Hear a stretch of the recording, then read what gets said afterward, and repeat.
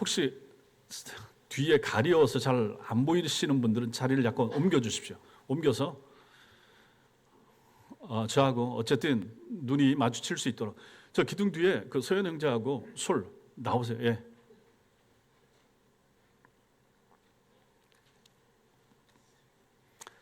예수님을 만나고 2년 정도의 시간이 흐르자 주님의 제자들은 예수님께서 메시아이시고 또한 그의 왕국이 곧 영광스럽게 임할 것이라 라고 확신하면서 기대에 차 있었습니다.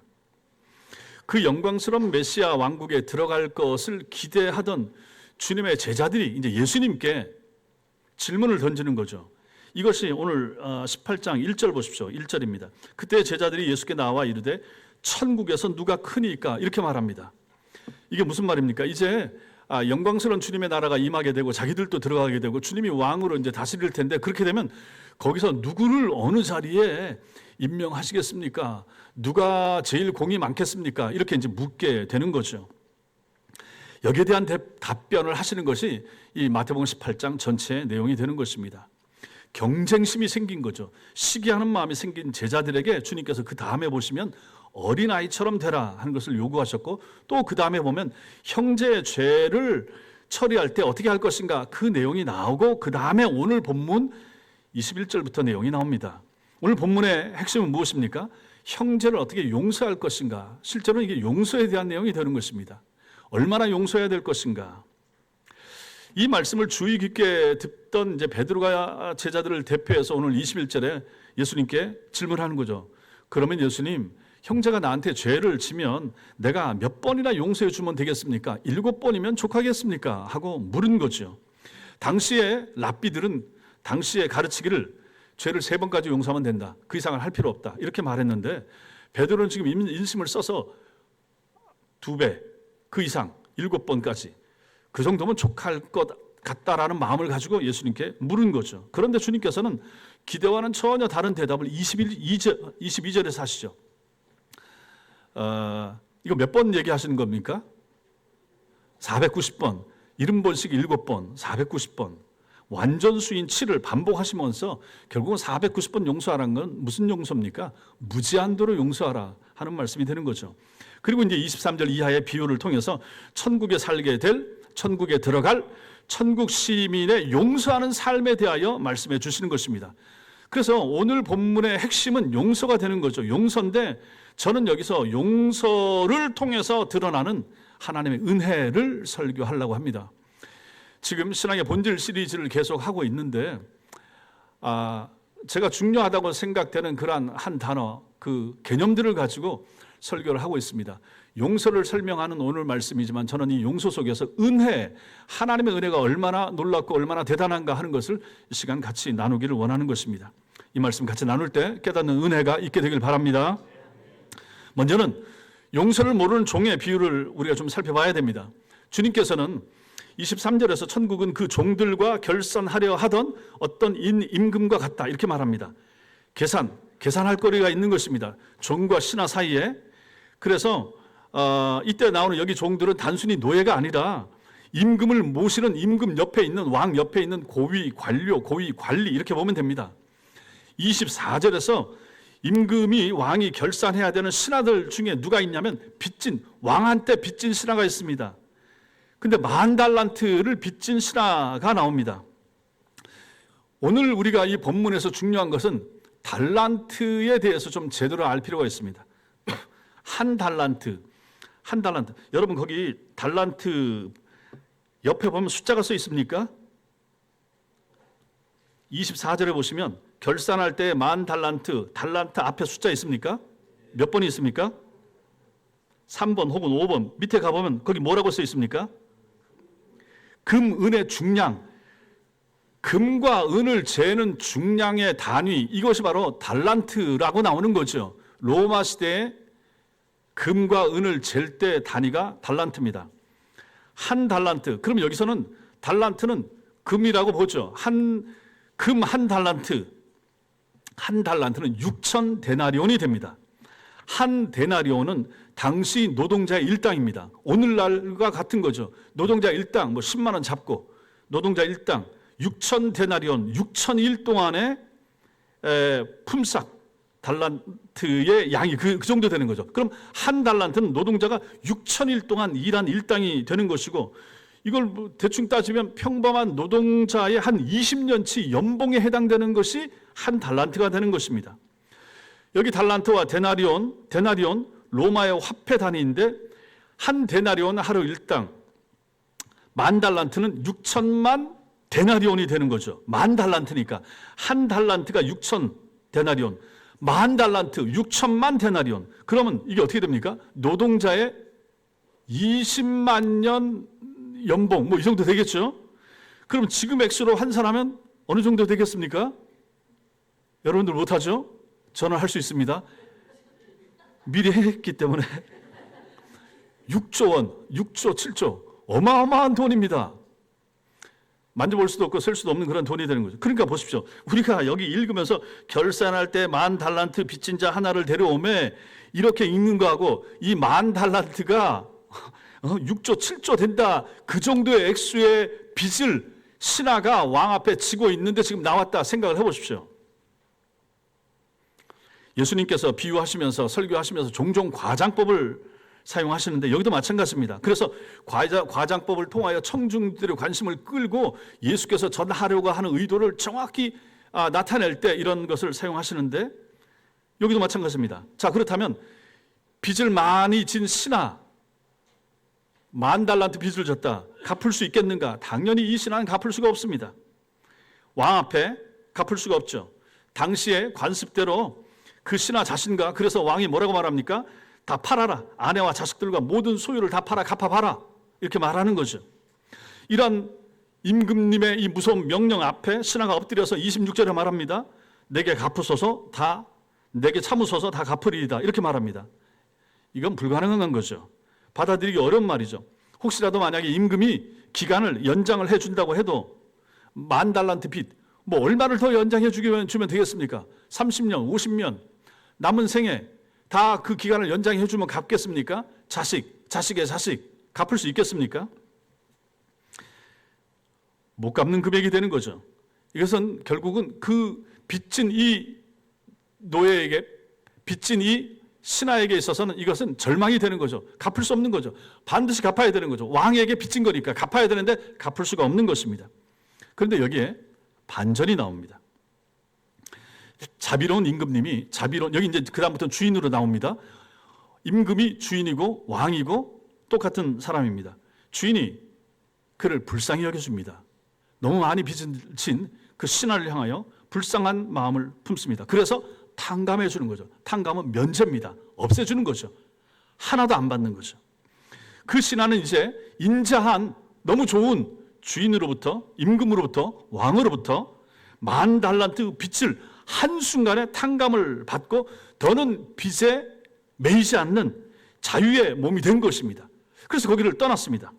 자, 그런데 28절 이하에 보니까 또 다른 반전이 나옵니다. 이제 왕국에서 왕 앞에서 만 달란트 되는 엄청난 빚을 면제받은, 탕감받은 이 사람이 집으로 돌아가다가 길에서 자기에게 빚진 사람 동료 하나를 만납니다. 그 빚은 100데나리온 이렇게 나옵니다. 아까 한 데나리온이 어느 정도 가치라고 그랬습니까? 한 데나리온, 노동자의 일당이라고 그랬습니다. 100데나리온은 얼마입니까? 100일 동안의 그 일당이 되겠죠. 그래봤자 이거 얼마 안 되는 거예요. 그 자기한테 빚진 사람, 노동자의 한 4개월 벌이, 3개월, 4개월 벌이, 여기에 해당되는 사람을 만난 거예요. 만 달란트 빚에 비교하면 이건 어느 정도입니까? 60만 분의 1이 되는 거예요. 자기는 만 달란트를 탕감받고 나오면서 자기한테 여기 100데나리온 빚진 사람을 만나서 못 갚겠다. 너 내 빚 갚으라 하는 내용이 여기 나오는 것입니다. 자신이 만 달란트를 면제받은 것을 까맣게 잊어버리고 28절에서 그 동료의 멱살을 잡고 빚 갚어 이렇게 말하는 거죠. 그러자 동료가 엎드려서 나에게 참아주소서, 갚겠나이다, 갚을게, 좀만 시간을 줘. 이 모습은 자기가 지금 왕 앞에서 그렇게 했던 모습 아니겠습니까? 그런데 왕은 그것을 불쌍히 여겨서 다 탕감을 해줬죠. 근데 자기가 길 가다 만난 자기 동료를 만나서 멱살을 잡고 100데나리온 갚아라라고 말하니까 이 사람도 마찬가지, 좀만 참아주게, 내가 갚겠네, 이렇게 말하는 거죠. 근데 이 사람은 어떻게 합니까?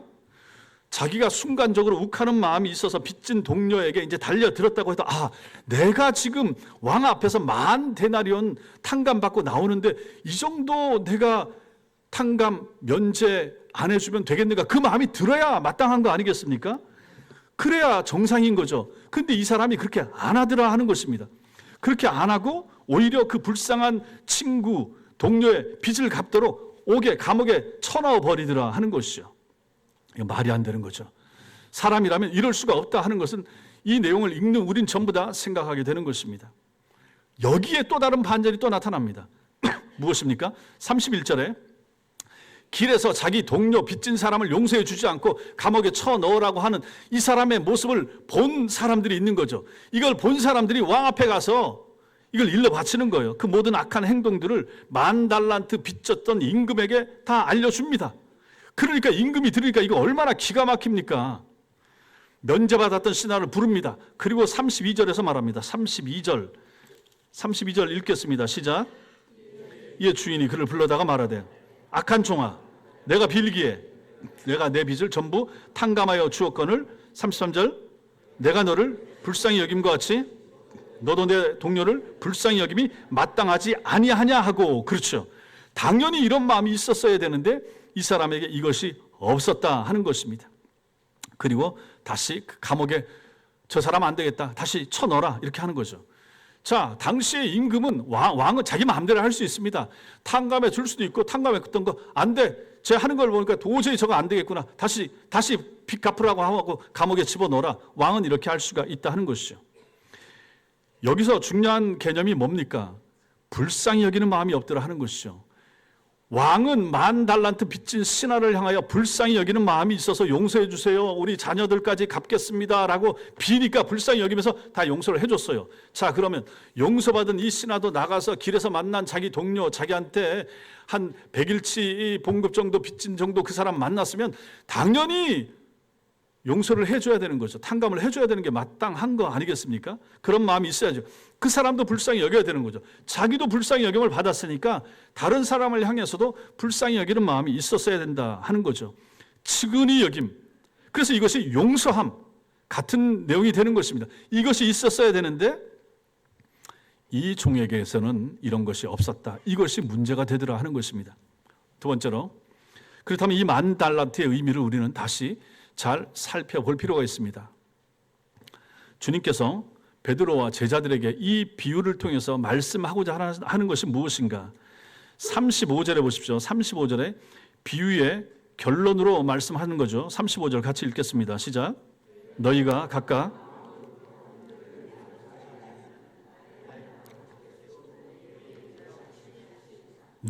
이것입니다. 아주 하찮아 보이는 형제의 잘못에 대해서도, 아니면 좀 심해도 마찬가지죠. 어떻게 하라는 겁니까? 무제한으로, 그리고 마음으로부터 형제를 용서하고 또 용서하고 용서하라라는 것입니다. 왜 그렇습니까? 자기는 더 많은 것을 용서함 받았기 때문에. 이것이 바로 은혜 받은 사람의 삶의 방식이고 천국을 소망하면서 살아가는 삶의 원리라는 것을 예수께서는 여기서 그 제자들에게 말씀하고 계십니다. 성경에서는 종종 죄를 빚의 개념으로 설명합니다. 빚진다, 죄졌다, 빚졌다, 그렇게 씁니다. 주님께서 제자들에게 기도를 가르쳐 줄 때 주기도문에서 우리가 우리에게 죄 지은 자를 사하여 준 것 같이 우리 죄를 사하여 주옵시고, 이렇게 말씀하시죠. 여기 죄, 헬라어 단어가 빚을 의미하는 단어가 되고, 사하여 주다, 사하다, 27절에 나오는 탕감하다 단어하고 똑같은 단어가 됩니다. 35절에 용서하다, 똑같은 단어가 되는 것입니다. 그러므로 사하여 주다, 탕감하여 주다, 용서하여 주다, 다 같은 거죠. 그렇다면 우리는 여기서 이 10,000달란트가 뭐길래 이 10,000달란트와 100데나리온의 이 대조, 이걸 볼 필요가 있습니다. 이게 뭡니까? 10,000달란트는 뭐고, 그럼 100데나리온은 무엇인가? 10,000달란트는 여러분과 제가 하나님께로부터 용서받은 죄의 크기가 10,000달란트라 라는 것을 여기서 나타내는 거죠. 10,000달란트만큼의 용서함을 받은 사람들이 여러분과 저인 것입니다. 그러면 쉽죠. 100데나리온은 뭐겠습니까? 교회 안에서, 집 안에서 형제와 자매가, 가족이 나한테 실수하고 잘못하고 아픔을 줬을 때의 가치, 그것이 바로 100데나리온 정도가 되는 것이죠. 아무리 크게 실수하고 잘못해도 사소한 잘못이다 이거라고 해도 100데나리온 안에 다 들어가는 것입니다. 그렇다면 보십시오. 여러분과 제가 하나님께로부터 받은 것은 10,000달란트의 탕감, 10,000달란트 정도의 죄 용서, 엄청난 것을 용서함 받은 거죠. 그렇다면 이것을 받은 우리가 인생을 살아가면서, 세상 살아가면서 나를 힘들게 하고 나를 아프게 하고 나에게 사기치는 100데나리온짜리 아픔과 고통을 주는 사람들을 향하여 어떤 마음을 품어야 될 것인가, 이것을 말하는 것이 오늘 본문의 내용이 되는 것입니다. 용서해 줘야 되는 거죠. 용서해 줘야 돼. 나는 10,000달란트 사함을 받았습니다. 그런데 나한테 잘못한 100데나리온짜리의 허물을 대하여 거기에 우리가 용서 못하면 되겠는가? 주님이 이 말씀을 하시는 것이죠. 10,000달란트, 만은 그 당시 숫자 계산 중에서 제일 큰 숫자가 만이라고 합니다. 지금이야 무슨 조도 있고 경도 있고 이렇게 넘어가지만 그 당시는 만이 제일 큰 단위였습니다. 그리고 달란트도 화폐 단위 중에서 제일 큰 것이 달란트였던 거죠. 그러니까 만과 달란트를 합쳐놓으면 가장 큰 거, 더 이상 설명할 수 없을 정도를 말하는 거죠. 이 정도의 용서를 받은 사람들이 여러분과 저인 것입니다. 자, 그렇다면 이 10,000달란트는 두 가지로 설명할 수 있는데, 첫째는 무엇인가? 우리의 절망적인 상태를 말합니다. 죄인의 상태, 죄인의 본질. 예수 없이 살아갈 때에 우리의 죄된 본성의 상태가 하나님 눈앞에 10,000달란트 빚진 죄인이라는 것입니다. 10,000달란트는 인간이 하나님의 영광을 향하여 범한 죄의 크기입니다. 아담과 하와가 손을 내밀어서 선악과 따먹은 그 죄의 크기 10,000달란트입니다. 그리고 그 자손에게 유전되는 죄의 크기 10,000달란트입니다. 10,000달란트 못 갚아요. 절대로 갚을 수 없는 죄의 크기 10,000달란트인 것입니다. 그럼 그 10,000달란트 빚진 사람 어떻게 됩니까? 죽어야 됩니다. 죄의 삭은 사망입니다. 그 사망은 영원한 지옥 형벌까지 이어지는 것이죠. 다른 선택할 수가 없습니다. 여러분들은 세상에서 돈 벌 수 있습니다. 성공할 수 있습니다. 잘 될 수 있습니다. 명예를 얻을 수 있습니다. 여러분들의 꿈을 어느 정도까지 이룰 수도 있습니다. 그래서 다른 사람들의 부러움의 대상이 될 수도 있습니다. 그러나 여러분과 저를 비롯한 모든 이 땅의 인생들은 전부 다 빚을 지고 있습니다. 그 빚이 뭡니까? 죄의 빚입니다. 그 죄의 빚의 크기 얼마입니까? 10,000달란트입니다. 이것을 어떻게 하면 없앨 수 있습니까? 우리 힘으로 없앨 수 없습니다. 없앨 수 있는 방법이 있습니까? 있죠. 뭡니까? 예수 그리스도의 보혈 외에는 없습니다. 믿으시기 바랍니다. 인간 실존의 굴레, 10,000달란트 빚지고 사는 사람들입니다. 불신자들 모두 10,000달란트 빚쟁이들입니다. 그들은 인정 안 하죠. 지금 우리 교회 안에 있는 예배드리는 여러분 중에도 회심하지 않은 성도, 돌이키지 않은 성도, 천당이 안 믿어지는 성도는 빚쟁이입니다. 세상 빚 없을 수 있습니다. 하나님 앞에 빚쟁이입니다. 10,000달란트 빚지고 있는 거예요. 절대 못 갚습니다. 절대로 벗어나올 수 없습니다. 그것이 여러분과 저 인간의 실존 상태, 예수 믿기 전에, 회심하기 전에, 거듭나기 전에 우리의 상태, 10,000달란트 빚진 인생 실존입니다. 두 번째로 또 요 10,000달란트의 의미, 다른 표현을 하면 뭐가 됩니까? 이건 하나님의 무한한 용서를 말하는 것입니다. 10,000달란트만큼의 빚, 10,000달란트만큼의 용서, 이것이 하나님께서 예수를 보내셔서 십자가 위에서 죽게 하신, 그래서 우리에게 허락된 용서의 크기가 10,000달란트입니다. 오늘 성경에 나오는 이 신하에게 10년 혹은 100년의 상환 기간을 더 준다고 해도 갚을 수 있었겠습니까? 못 갚습니다. 10,000달란트는 못 갚는다는 것을 전제로 하고 예수께서 비유를 그렇게 하신 거죠. 타락하여 죄를 진 인간의 실존에서 벗어나게 해줄 수 있는 것 없습니다. 이 땅에 어떤 종교, 어떤 철학, 어떤 사상, 어떤 가치도 여러분과 저로 하여금 죄를 진 인간의 원죄 상태의 우리의 모습에서 벗어나게 해줄 수 있는 것은 없는 것입니다. 오직 본문처럼 왕의 주인의 면죄 선언만이 유일한 길이 되는 거죠. 너 죄 없다. 너 빚 탕감. 너 빚 면제. 10,000달란트 안 갚아도 돼. 이 선언, 이것만이 우리를 살려주는 유일한 길이 되는 것입니다. 왕은 신하를 불쌍히 여겼고 그의 빚을 완전히 면제해 주었습니다. 그렇다면 이 신하가 면제받은 이 10,000달란트는 하나님의 무한한 속죄의 은혜와 사랑, 그 크기를 우리에게 보여주는 것입니다. 10,000달란트는 예수 그리스도께서 육신을 입고 이 땅에 오셔서 이루신 속죄의 능력, 속죄의 크기를 보여주는 것입니다. 십자가 위에서 죽으신 예수 그리스도의 속죄의 능력 10,000달란트, 그 피의 가치 10,000달란트, 그 피가 10,000달란트짜리가 여러분과 제가 지고 있는 죄의 빚을 씻어줘서 우리를 깨끗게 해줬다라는 것입니다. 10,000달란트를 면제해 주는 이 일은 그저 말로만 이루어지는 것이 아니었습니다. 주님께서 우리와 같은 사람으로 몸을 입으시고 이 땅에 오셔서 지옥 갈 우리를 위하여 십자가 위에서 죽어주심, 그래서 노비문서 혹은 죄인 문서를 불태워 주셔서 없애 주심으로 말미암아 이루어진 그러한 일이 되는 것입니다. 이렇게 우리는, 여러분과 저는 갚을 수 없는 빚을 면제받았죠. 표현할 수 없는 무한한 은혜를 주께로부터 받은 것입니다. 그렇다면 이 10,000달란트는 용서가 되기도 하고, 아까 말씀드린 대로 10,000달란트는 은혜입니다. 여러분과 제가 하나님께로부터 받은 은혜의 크기 10,000달란트만큼, 6조만큼의 은혜, 60조만큼의 은혜, 여러분과 저는 받은 것입니다. 얼마나 놀라운 은총인가. 우리는 10,000달란트만큼의 죄를 지고 그 죄 때문에 지옥으로 떨어져야 마땅한데, 그 모든 죄를 탕감받고, 탕감받은 것은 그만큼 하나님의 은총이, 은혜가 우리에게 넘친 것이죠. 그러한 존재가 여러분과 제가 된 것입니다.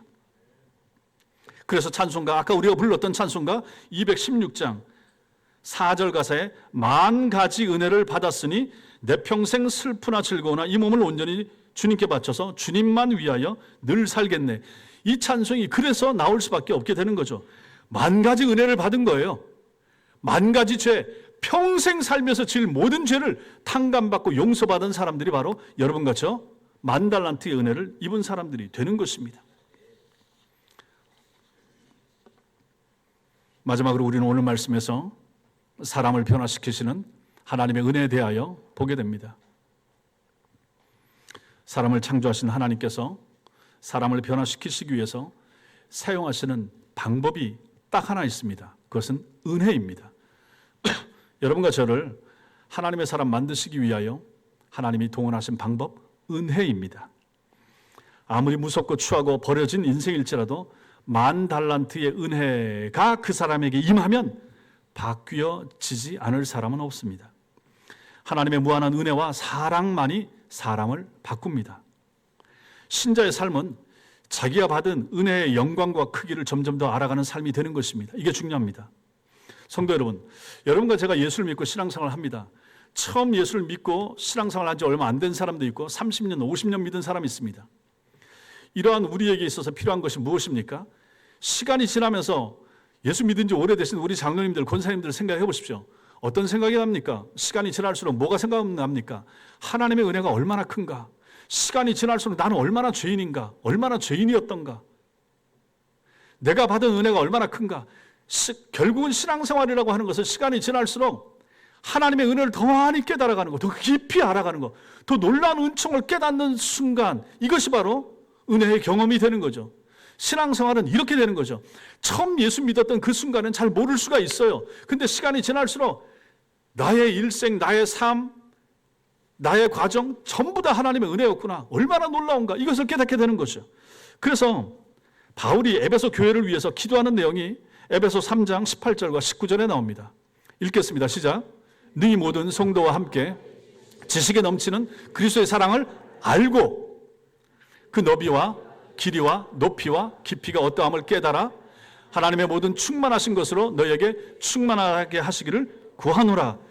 에베소 교회의 교인들이 이렇게 되기를 바라노라 라고 바울이 말하는 거죠. 그리스도의 사랑을 알기를 원한다. 너희가 그리스도의 사랑을 너무 잘 몰라. 그 정도가 아니야. 너희가 정말로 하나님의 사랑, 예수님의 사랑을 알았으면 좋겠다. 그렇게 말하는 거죠. 그리고 나서 에베소서 1장에서도 성도들을 위해서 기도하는 내용이 에베소서 1장에 나옵니다. 1장 17절부터 19절 읽겠습니다. 시작. 우리 주 예수 그리스도의 하나님 영광의 아버지께서 지혜와 계시의 영을 너희에게 주사 하나님을 알게 하시고 너희 마음의 눈을 밝히사 그의 부르심의 소망이 무엇이며 성도 안에서 그 기업의 영광의 풍성함이 무엇이며 그의 힘의 위력으로 역사하심을 따라 믿는 우리에게 베푸신 능력의 지극히 크심이 어떠한 것을 너희로 알게 하시길 구하노라. 아는 것이 이토록 중요한 것입니다. 알아야 믿는 거예요. 무조건 믿지 않아요. 무조건 믿을 수 없어요. 알아야 믿게 되는 것입니다. 그 사랑의 그 깊이를 알고 너비를 알고 알게 되면 마음속에 믿음이 생기게 되는 것입니다. 그래서 바울이 에베소 교인들에게 너희가 정말로 예수 그리스도가 얼마나 존귀한지, 너희를 얼마나 사랑했는지, 얼마나 놀라운 사랑으로 너희를 만나 주셨는지 그 예수 그리스도의 사랑의 크기, 깊이, 넓이 알기를 원한다. 이렇게 기도했던 것이죠. 영적인 삶의 진보, 이것이 가장 중요한 것입니다. 저도 마찬가지 아니겠습니까? 여러분들을 위해서 기도하고 장로님들이나 아니면 우리 어린아이들이나 청년들을 위해서 기도해야 할 때도 마찬가지입니다.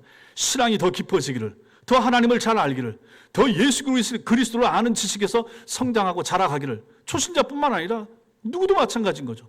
제 자신을 위해서도 마찬가지입니다. 제가 하나님의 사랑의 높이와 깊이와 넓이를 다 알겠습니까? 모르는 거죠. 저도 알아야 되는 거죠. 하나님 알려주세요. 하루하루 지날수록 더 깊어지지 않겠습니까? 그러다가 생각해 보십시오. 우리가 세상을 떠나서 주님 앞에 서게 됐을 때 이 땅에서 들어보지 못한 설교의 내용을 우리는 눈으로 하나님 앞에서 대하게 될 것입니다. 그 하나님의 사랑이 얼마나 놀라웠는지, 얼마나 깊었는지, 얼마나 뜨거웠는지, 나는 얼마나 불충했는지, 얼마나 모자랐는지, 얼마나 연약했는지, 10,000달란트의 빚을 받고도 탕감받았음에도 불구하고 탕감받은 은총을 뜨겁게 마음으로 느끼지 못하여 교회를 대충 섬기고 적당하게 섬기고 예배 생활을 얼마나 형식적으로 했는가를 나중에 생각하게 되지 않겠습니까? 그러므로 우리에게 필요한 것은 이 사랑을 알아가는 것이죠. 효도하는 부모가 누굽니까? 부모의 사랑을 아는 거예요. 부모의 마음을 아는 거죠. 뭘 잘해서가 문제가 아니고 뭘 많이 드리고 맛있는 것을 사드리는 것이 문제가 아니잖아요. 마음을 아는 거, 어머니의 마음을 아는 거, 아버지의 마음을 아는 거. 저도 지금도 잘 모르지만 아는 정도 내에서 맞춰보려고 하고 마음이 상해 있으면 그거 좀 풀어보려고 하고 하는 것, 그 기준에 맞춰보려고 노력하는 거 아니겠습니까? 마찬가지입니다. 여러분과 저도 마찬가지 아니겠습니까? 우리 하늘 아버지한테 효도해야 될 사람들 아닙니까? 우리 하늘 아버지가 나에게 무엇을 원하시는가? 무엇을 요구하시는가? 뭘 하면 기뻐하시지? 그분이 돈 바친다고 해서 그것만 기뻐하시는 분은 아니잖아요. 더 중요한 게 뭡니까? 마음을 바치고 마음을 드리는 거, 정성을 드리는 거. 예배 자리에 올 때 와야 될 날에, 와야 될 시간에 장소에 앉아 있으면서 주님을 입술로 찬양하는 거 얼마나 좋아하시겠습니까? 엎드려 그분 앞에 기도하는 거. 집에 가서도 또 하나님 아버지의 말씀이라고 성경 펴놓고 리딩 지서스 참여하면서 같이 읽으려고 애쓰는 거. 그리고 읽었습니다 하고 톡방에 올려주는 거. 그 하나하나의 행동, 주님이 그거 얼마나 기특하게 보시겠습니까? 교회를 위해서 애를 쓰고 힘을 쓰고 우리 성도들과 함께 만들 음식을 만들고 함께 예배할 공간을 청소하고 쓰는 그 작은 하나하나의 행동, 그것들을 주님이 얼마나 귀중하게 보실 것인가 한번 생각을 해보십시오. 그 행동이 나오는 사람은 누굽니까? 하나님 아버지의 사랑을 아니까 그 행동을 하는 거예요. 목사가 시켜서 하겠습니까? 누가 하라고 해서 하겠습니까? 항상 하나님의 사람들은 자발적으로 해야 되는 거예요. 기독교 신앙은 자율입니다. 강요해서 한다고 될 게 아닌 거예요.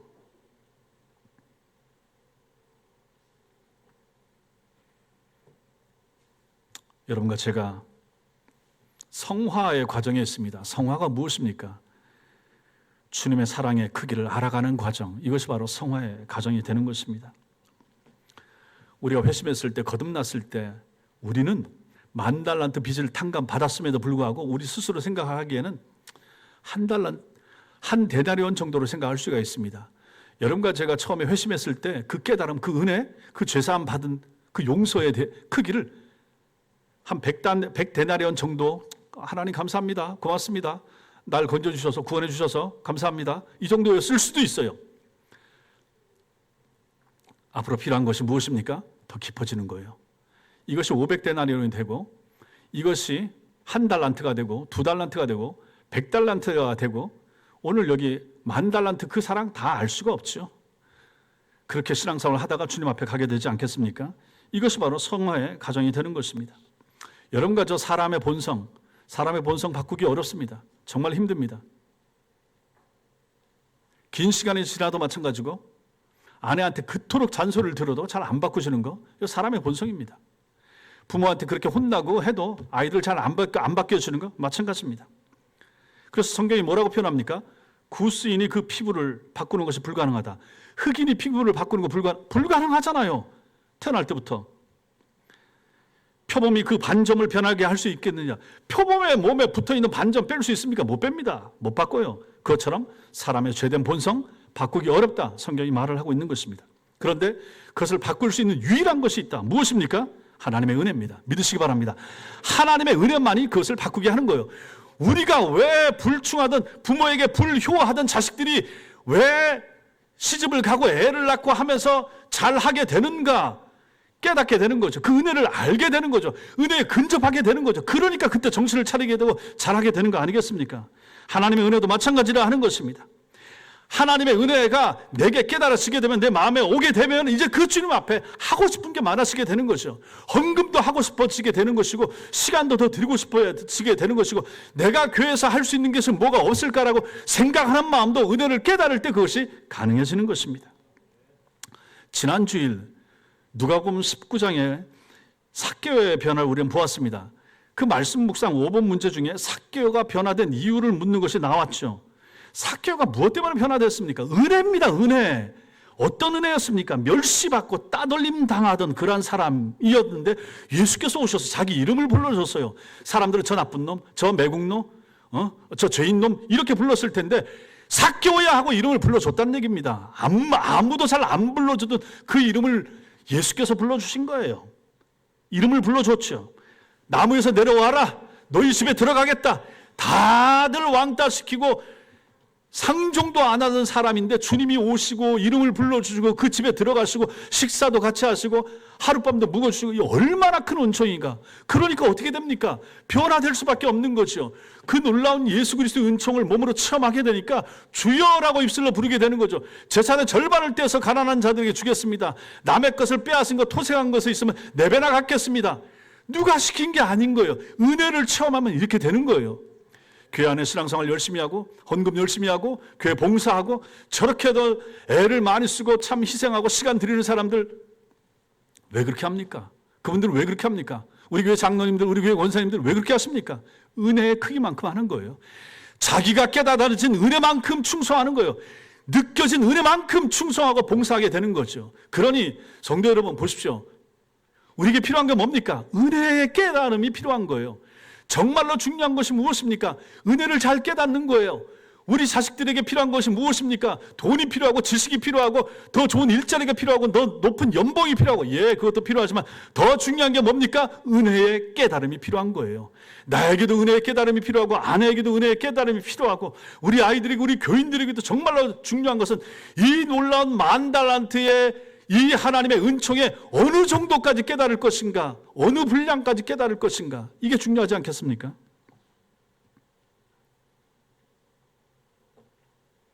회개하라는 책망, 네 죄를 네가 알렸다. 예수님께서 삭개오에게 그렇게 얘기했습니까? 아니죠. 그런 말 한마디도 너 나쁜 놈이야, 고쳐야 돼.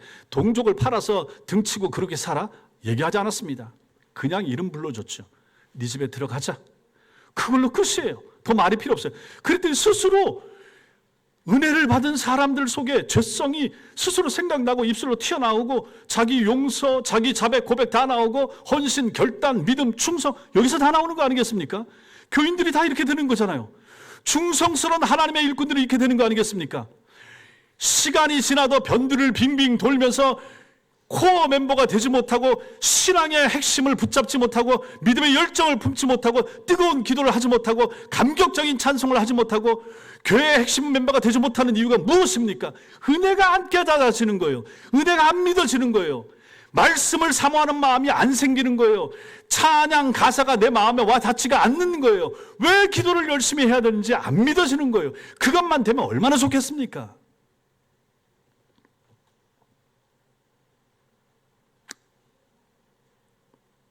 우리가 덜 변화되었다면 그것은 하나님의 사랑의 깊이를 그 정도 수준에서만 우리가 깨달은 거죠. 그러니 성도 여러분, 여러분과 제가 기도할 때 나 자신을 위해서, 제가 수요일 날도 마찬가지고 금요일 날도 마찬가지고 모여서 기도하자면 나 자신을 위해서 기도하십시다.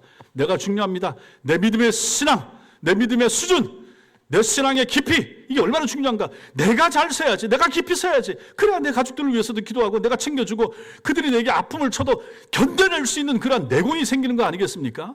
교인들을 향해서도 마찬가지예요.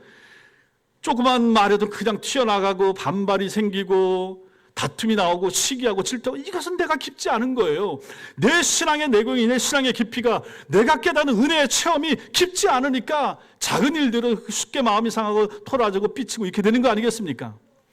우리는 그렇게 살도록 부름받은 하나님의 사람들이 아니라는 것이죠. 이 놀라운 만달란트의 하나님의 은총을 받은 사람들이 어찌 그 사소한 것 때문에 그렇게 쉽게 마음이 상하고 갈라지고 다투고 그러겠습니까? 그래서 안 되는 거죠. 사랑하는 성도 여러분, 만달란트의 은혜, 만달란트의 죄사함을 받은 사람들이 바로 누굽니까? 누굽니까? 납니다. 따라하겠습니다. 접니다. 그런 죄인들이 모인 곳이 어디입니까? 그런 죄인들이, 만달란트 사함받은 죄인들이 모인 곳이 어디입니까? 교회입니다. 우리가 우리 주위 사람들에게 베푸는 용서는 100데나리온짜리이지만 우리가 하나님께로부터 받은 용서와 은혜의 크기 10,000달란트짜리입니다. 값으로 환산이 안 됩니다. 표현하니까 주님이 이렇게 표현을 하신 것이죠. 우리가 10,000달란트의 은혜를 받은 자로서 형제의 아니면 가족의 100데나리온의 죄 허물을 용서하는 것은 당연한 거 아니겠습니까? 평생 무한반복해 줘야 되는 거 아니겠습니까? 내 가족을 향해서도 마찬가지고, 내가 보통 막 보면 이만큼 할 만큼 했습니다. 목사님, 저는 우리 가족들을 내가 이만큼 했는데 전 더 이상 못 참겠습니다. 아니에요. 그런 게 어디 있습니까? 말씀을 보니까 그렇지 않더라는 것이, 무한대로 용서해 주라는 거죠. 왜냐하면 내가 하나님께로 받은 용서가 있는데, 내게 책망하고 잘못하는 그 누구라도, 교인도 마찬가지고 가족도 마찬가지고 끊임없이 용서해 주라는 것입니다. 그것이 깨닫는 하나님의 백성들이 해야 될 일이 되는 것이죠. 그러나 그 일은 우리의 의지, 우리의 힘 가지고 불가능합니다. 어쩌다 한 번, 어쩌다 두 번, 세 번, 네 번, 7번까지는 용서해 줄 수 있을지 모릅니다. 더 이상은 힘듭니다. 더 이상 안 속습니다. 가족이든 누구든, 교인도 마찬가지고, 교회 안에 더 나쁜 놈들이 많고 이런 얘기 얼마나 많이 합니까? 교인들 안 믿어요. 그 안 믿어지는 교인들 때문에 교회 떠나는 사람들이 얼마나 많습니까? 나를 힘들게 하고 고통을 주는 사람? 안 보면 되는 거지 뭐. 저 인간 더 이상 안 봐. 이러면 끝나는 거 아닙니까? 지금 세상이. 이것이 사람의 일반적인 본성입니다. 그런데 주님께서는 7번을 70번이라도 하라라고 말씀하시는 거죠. 무한대로 하라. 이것을 실천하기 위해서 필요한 것이 무엇입니까? 하나님의 은혜입니다. 여러분과 제가 하나님의 은혜를 깨달으면 우리는 용서 못 해줄 사람이 없습니다. 나한테 무슨 짓을 했다고 한다 할지라도 우리가 용서 못 해줄 사람이 없습니다. 왜 그렇습니까? 그 사람이 나한테 잘못한 것보다 내가 하나님께로부터 받은 은혜가 10,000달란트짜리거든요. 그래서 주님은 무한대로 용서하라라고 하십니다. 우리가 이 10,000달란트 면제를 받은 존재인 것을 아는 것, 이것이 바로 은혜입니다. 이 은혜만이 우리에게 다른 사람을 향하여 진실된 그리고 무한대의 용서를 가능하게 만들어줍니다. 이 은혜를 실천하는 사람들이 모여있는 곳, 교회가 되는 것입니다. 그러므로 성도 여러분, 여러분들이 얻은 이 구원, 이 놀라운 은총, 은혜 결코 소홀히 여기지 마십시오. 등한히 하지 마십시오. 여러분들이 만난 예수 그리스도 소홀히 대하지 마십시오. 어쩌다 내가 알게 됐고 우리 부모님 때문에 교회 나오게 돼서 내가 신자가 됐지만은 그런 생각, 그런 정도의 믿음 가지고는 안 된다라고 하는 것입니다. 우리의 구원은 값싼 구원이나 값싼 용서가 절대 아닌 것입니다. 하나님의 사랑 못 믿어주십니까? 믿어지기 위하여 노력을 하십시오. 애를 써보십시오. 기도하십시오. 은혜를 깊이 생각하십시오. 내가 받은 은혜, 여러분들이 받은 은혜, 50년째 예수 믿고 계십니까? 70년째 믿고 계십니까? 내가 받은 은혜가 얼마나 큰지 생각해 보십시오. 평생에 예수님의 은혜와 사랑의 너비와 길이와 높이와 깊이를 더욱 알아가기 위하여 노력하는 성도들 되시기 바랍니다. 그리고 10,000달란트 은혜를 받은 사람임을 여러분이 항상 생각하시고 형제를 향하여 무한히 반복되는 용서를 하기 위하여 마음의 준비가 된 애쓰는 성도 되시기 바랍니다. 누가 실수하고 누가 잘못해도 용서해 줄 수 있어야 됩니다. 나는 10,000달란트짜리고 저 사람은 100데나리온의 허물을 가지고 있는 사람에게 삶이기 때문에 그런 것입니다. 이런 삶을 살도록 여러분과 저는 부름을 받았습니다. 이것이 바로 성도의 삶입니다. 용서하는 삶, 용서받은 은혜, 용서하는 삶, 이것이 성도의 삶이고 성도의 영광이고 교회의 힘이 되는 것입니다. 이런 은혜가 여러분과 저에게 있기를 주님의 이름으로 축원합니다. 기도하겠습니다.